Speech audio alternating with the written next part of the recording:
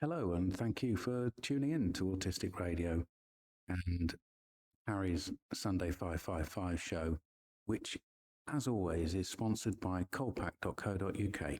If you need cryotherapy for your physiotherapy, chiropractic or osteopathic practice, colpack.co.uk is the place to go, and they help us, and you use them, we benefit. Hello everyone, this is Harry's Facebook for Sunday the 25th of January 2026, and this is where we talk about the posts that have been shared on the AutisticRadio.com Facebook page. And today, in Scotland and some parts of the world, is Burns Day. And the first post is in relation to that, and it's from Aurora Consulting, who are a disability service business consultant. Aurora is an autistic-owned business offering organisations bespoke training and consulting based in Scotland. Happy Burns Night to all who celebrate. I grew up taking part in Burns poetry competition. For me, poetry is meant to be read aloud, be fully enjoyed. And Scots poetry is a brilliant expression of our culture and language. Scots is a beautiful, expressive language, full of broad words. It was a huge interest to me as a child, and I still love it. As a teacher, I ran a poetry reading afternoons each year with Burns bookmarks for all participants and gave them a range of poems they could choose from small 4 to 5 line poems to longer, more complicated ones, and a variety of ways to participate. I love sharing a Burns supper too. Veggie haggis is awfully good when shared with your pals. Do you have a favourite Scots poem? There's like two sides to the academic thing here. You know, there's a side to Burns and a kind of almost like cheesy traditional side, what we used to call the shortbread tin, tartan tat. You know, anything Scottish, wrap it up and sell it. But major figures, I saw like in American history, like Abraham Lincoln, I think, had Burns in his libraries and were very into the idea of see yourself as others see and all that kind of almost philosophy running through the agrarian kind of culture of the guy. Although in his history he was a member of many lodges, he was a figure, came to Edinburgh and met a lot of worthies, Walter Scott and all that. I wouldn't say I know him inside out, but we were introduced to him in school. There was this kind of feeling of like, he's our national poet, you've got to learn a wee bit of this stuff. But I had neighbours who were really into him who were from a previous generation, and I was introduced to that as well. So he's filtering about there all the time, influencing things in various ways, becoming a kind of cultural figure to associate food with him and stuff like that. But there's loads you can say about this guy and this kind of day. Love poetry, and it's not all poetry, but sometimes people put words together that mean so much more than the words and the simplicity, and convey a meaning in few words that really touches me. And it isn't about logic, it's about association and the sound of words and the taste of words, or the visual images that words, if they're put together in a way, make for me. An appreciation of some poetry is an autistic thing, but poetry is vast, and much of it flies over me and doesn't touch me at all. What Robbie said in the text, I like some poetry. Songs are basically poetry set to music, and I agree with that. There are couplets and parts of songs that I can regularly refer to, and that's when times are good and when times are bad.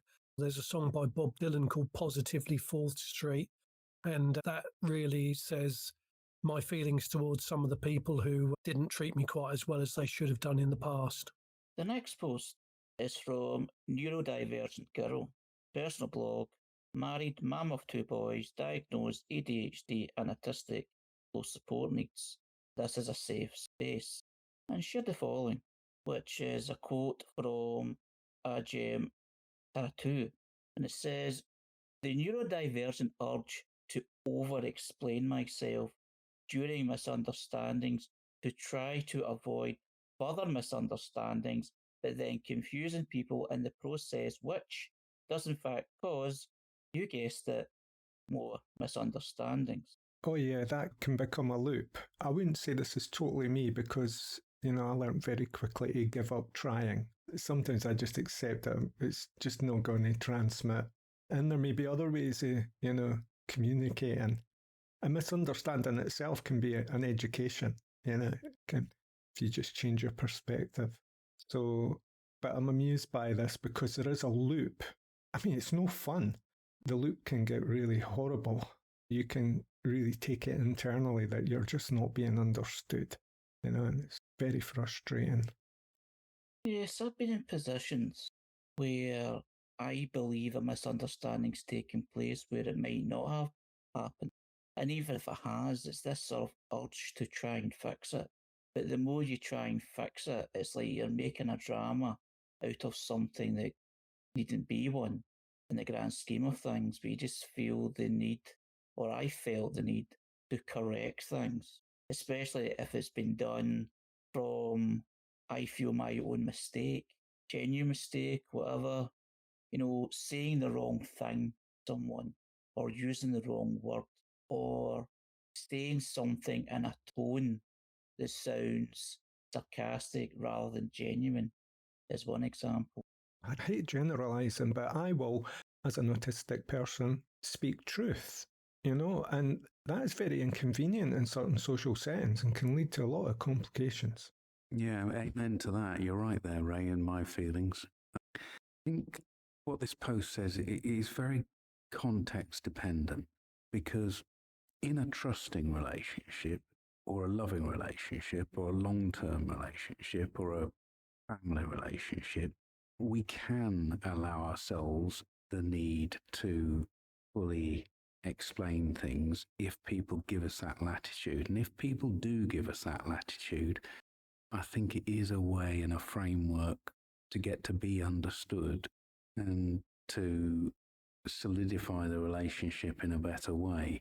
It's difficult to accept an autistic person trying to fully explain a misunderstanding. I know it myself. I'm always doing it, but it's not going to work in the outside world very well, and we have to not mask, but treat other people differently to how we treat the loved ones around us. In the text, Robbie says, sometimes you have to accept someone is not going to change their point of view. The autistic person will always be blamed. Sometimes the best answer is to do nothing and never to try to fix things while you are angry. You can't think logically while you are angry. I like how Robbie approaches his social scenarios on an even keel. He believes everybody's included and communication is even. But what we encounter sometimes is there are societal rules in conversation and we meet that resistance at times. But I really do admire how Robbie sees it. He's just an equal participant in the conversation and in society. I think it's often denied to people. It's a good point, though, about never try to fix things while you're angry.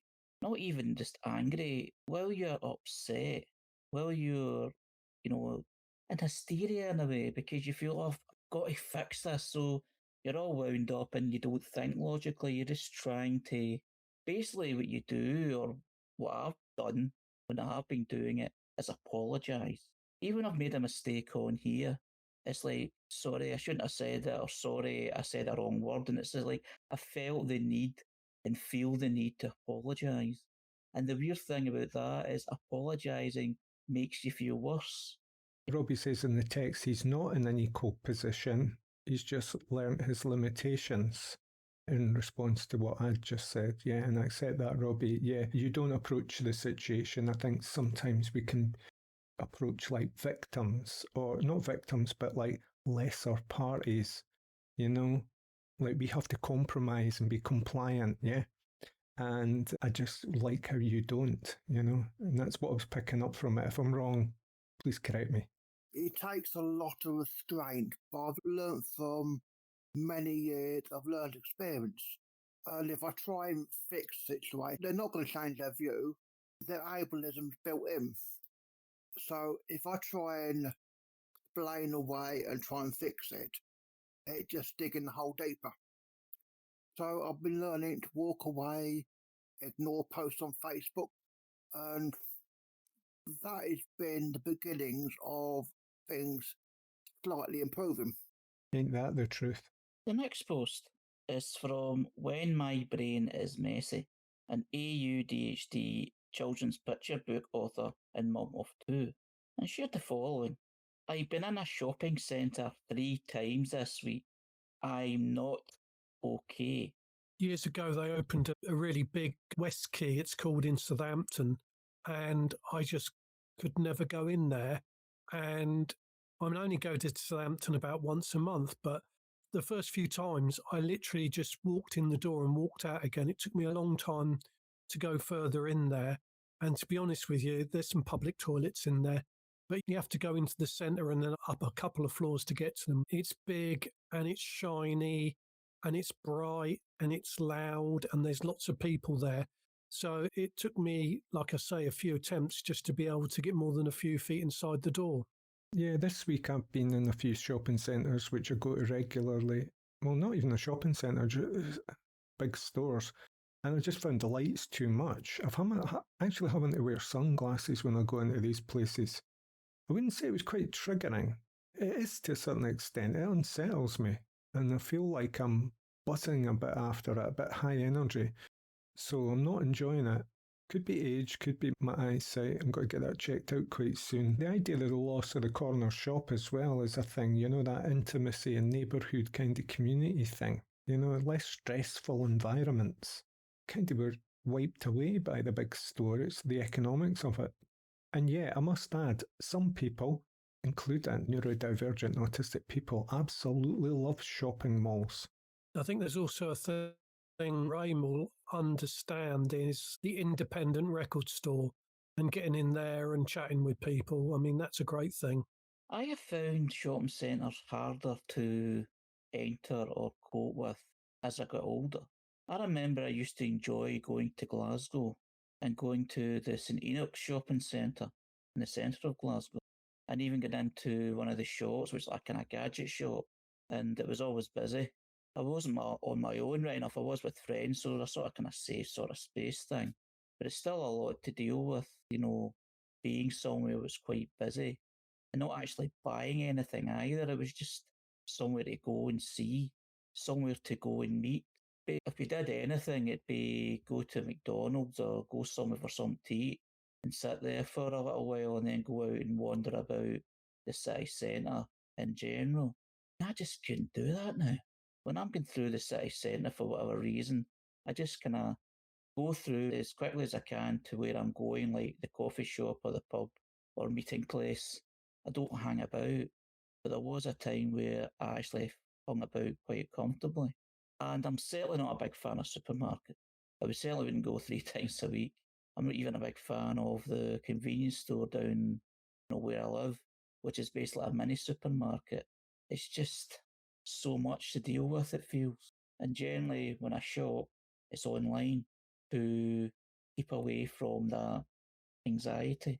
And I find that a bit frustrating because it'd be good to go to shop and then see something that you wouldn't have seen if you were doing it online, because when I do it online, I just do the same things all the time. I don't really look for anything else. But it's just amazing how intense and how anxiety provoking it can be, whether it just be sounds, lights, just all manner of things. People. That's the system, the way we're like the end of a supply chain. And what you were saying there, you mentioned the word pub there, because I was recalling when I used to love going to shopping centres, it was because I was just out of a pub and I was waiting at the bus station to get my bus home and stocking up on groceries. So waltzing through the shopping mall, after a good session in the pub, is one of these altered experiences. But you can see where that ends up if your life is totally dependent on being soused to get through it. We came up with a few things in the text. I don't eat out alone if it's not as necessary. I refuse to use self-checkouts, which I totally understand. There was other things like the physical shopping. Almost never buy CDs in physical shops, but usually buy food in physical shops. and other things online. Most items I buy are specialists and shops are too far away from where you live, so that's another reason why the online is a better option. The next post is from Neurodiuniverse, We Are Who We Are, which is a blogger community organisation. At Neurodiverse, We Are Who We Are. Our mission is to support neurodivergent individuals and their families through inclusive, holistic, and community-based approaches. And they shared the following: sensory play, grounding moments, connection. After a full-on week, sometimes what our nervous systems need most is to slow right down. Isabel shared that in class they'd been making Roman pots, but hers sadly broke when moving it. So today I surprised her with some clay so we could try again together. Of course I had to make one too. Gave me a Dirty Dancing vibe. But yeah, I'm definitely not a pro. There's something incredibly grounding about sensory play. Rolling, shaping, creating with our hands. It helps regulate busy minds, release tension, and reconnect after long, demanding days. That said, when the clay started drying on our skin, we were both very quick to wash our hands. That sensory input was a hard no. With the household feeling a bit poorly, this gentle Saturday activity gave us space to connect, reset, and just be. No pressure, no perfection, just learning through doing. Ta-da. Now the challenge is making sure these ones don't get dropped. At Neurodiuniverse, we believe sensory experiences are powerful tools for grounding, regulation, and well-being for children and adults alike. We all deserve moments to pause and reset. I'm currently recording content and making sensory play videos to inspire you at home. Watch this space. If there's anything you like to know how to make, let me know and I'll make it happen. And they've shared some pictures of the clay making. I'm wondering what Robbie thinks about this, because I think I understand that Robbie likes doing things, and we've spoken often about crafts in this sensory kind of, equilibrium of being active in something like this. Yeah. I used to enjoy doing pottery at school and evening classes. It very much like my crochet I do now. It's something where if you made a mistake, you could put it right. And buildings I made was exactly the same method as the cool pots. And I only stopped doing it because the government took the subsidies away and it just became far too expensive. How easy is it to get access to clay and things like that? It's like when we find there's a lack of something in our community, something we might have an urge or desire to participate in. You go, well, where's the resource for that? Where can you get clay? Where can I start making things? I mean, often the onus is on you to go and get the supplies yourself and bring them home and do it at home on your own. It's often nice to just be in that kind of coexistent group activity, given that people respect noise and all that, so because this post was really dwelling a bit on sensory feelings. And often when we participate in social settings to do these things, we have to kind of deal with the sensory issues of being with others who might be a wee bit random and noisy. For me, the kind of clay work I did was it was needed firing and you needed all the equipment. So without a class, it wasn't possible. And a lot of classes now, it's a predetermined short course where you're told exactly what you're going to make, which is, I don't enjoy that kind of rigid structure. I've always been seeking this kind of introductory kind of setting where you can go and explore creative arts and crafts, because honestly, I've spent most of my life thinking I'm not that crafty, I'm not artistic, because I can't draw. I have no kind of skill or aptitude in those directions. And yet I feel a desire and a need to create, maybe produce things, so I do collage a lot in various ways, mentally, physically, poetically, musically, writing, imagery, cutting up old papers and magazines. But just to have exposure to something you might not have tried and find it, that's the one for you. But as you say, they very often structure it in such a way that you're aiming for a certain kind of projected goal, and that can be really off-putting.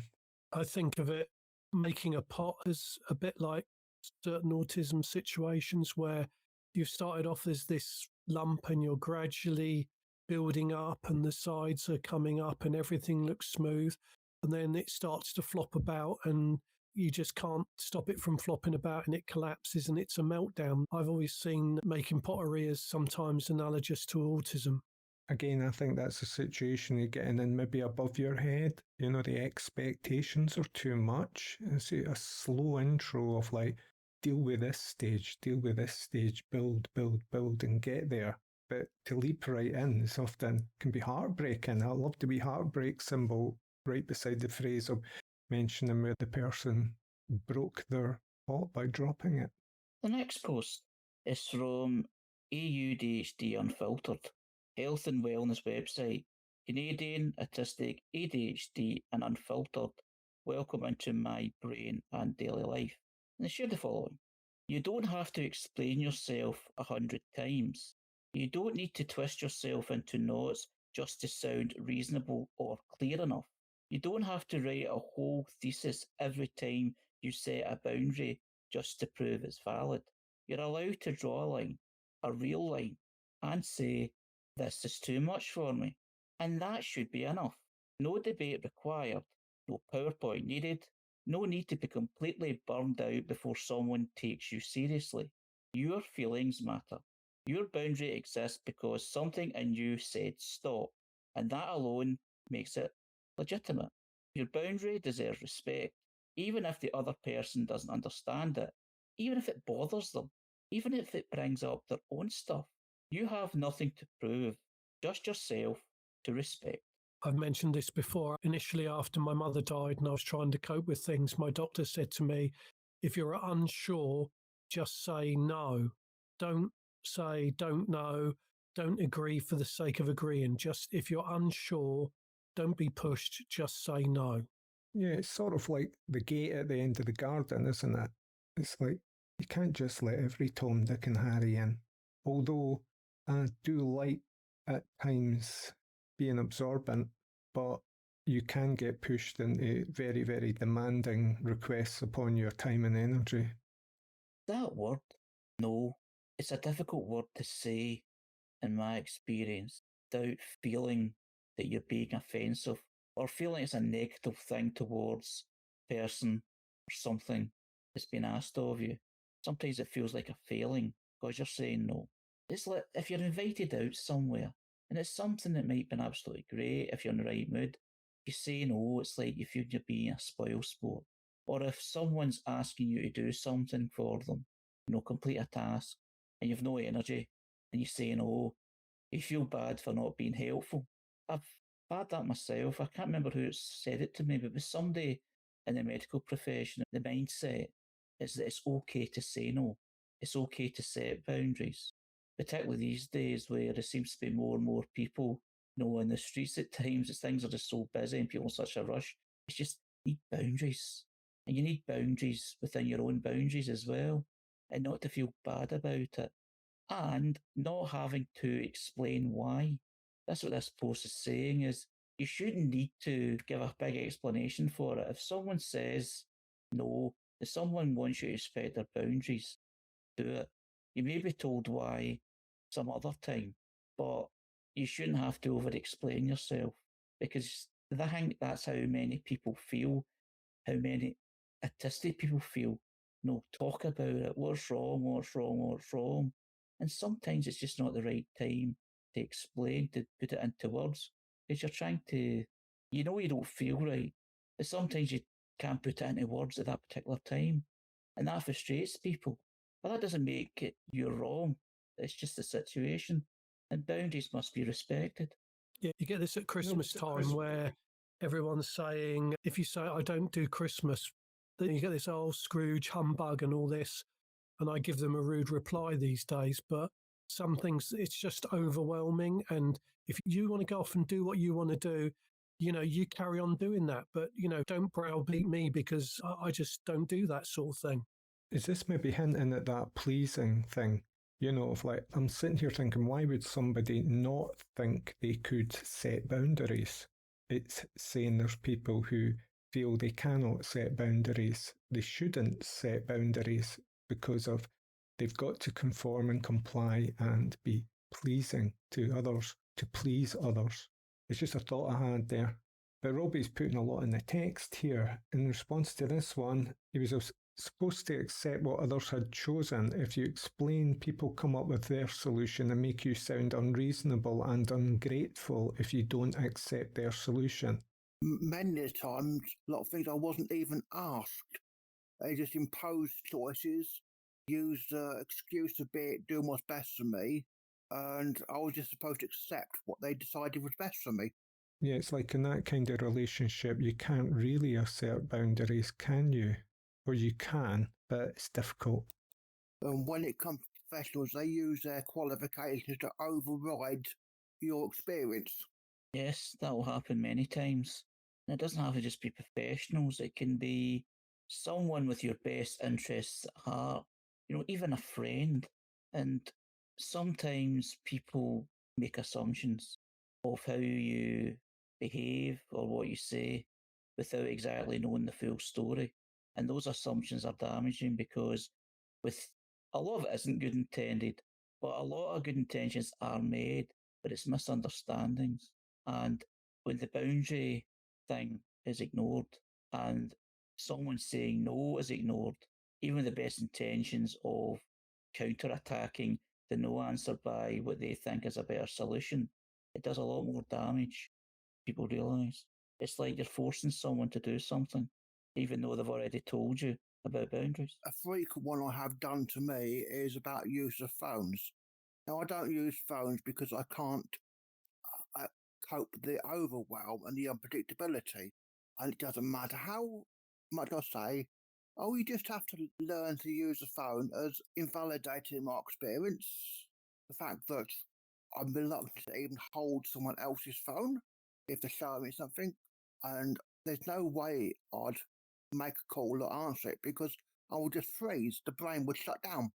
But it's come back to me time and time again because neurotypical people don't have any problem. It's just a learning issue, and it's about their preference rather than my need. That it's easier for the services and people for me to comply with their favourite method of communication. Thanks, everyone. It's been a good discussion tonight. And thanks for people who shared the posts we've talked about. This is Harry's Facebook for Sunday, the 25th of January, 2026, which is part of the Spectrum Voices conversation, which is live every Sunday from 5:55 PM to 7 PM UK time. So thank you once again, and I'll see you next time.